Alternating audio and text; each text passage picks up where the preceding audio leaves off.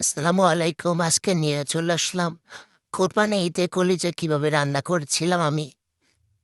প্রথমত পেঁয়াজ কষিয়ে, মশলা কষিয়ে ওইখানে আমি কোরবানির কলিজাগুলা আগে থেকেই সিদ্ধ করে রেখেছিলাম। ওটা ভালো করে সিদ্ধ করে পানি ঝরিয়ে রেখে এখানে আমি মশলা কষাচ্ছিলাম।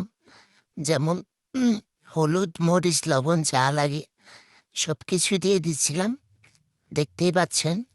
দিয়ে ভালো করে কষিয়ে এখানে আমি আদা রসুন বেশি ব্যবহার করেছি। কারণ আমার কলিজা ভুনা করার জন্য মশলাটা গ্রেভি হওয়া দরকার।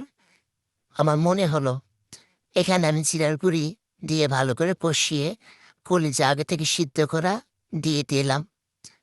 এবার ভালো করে নাড়াচাড়া দিয়ে এটা ভালোভাবে কষিয়ে নেব। কলিজা যত কষাইবেন ততই বেশি মজা লাগে। এটা অনেকে জানে কিনা আমি জানি না। কলিজা ভালো করে কষাতে হয়। ভালো করে কষানোর পর আমি এখানে গরম মশলা গুঁড়া দিয়ে দিলাম বেশি করে। কারণ আমার কাছে এটা ভালো লাগে, গরম মশলা বেশি করে দিলে ঝাল ঝাল হয়, কলিজাটা খাইতে ভালো লাগে।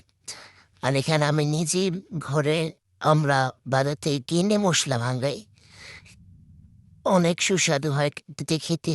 তারপর আমার মশলাটা কষানোর পরে আমি পানি দিয়ে দিলাম। দেখতেই পাচ্ছেন রান্না প্রায় আমার শেষের দিকে।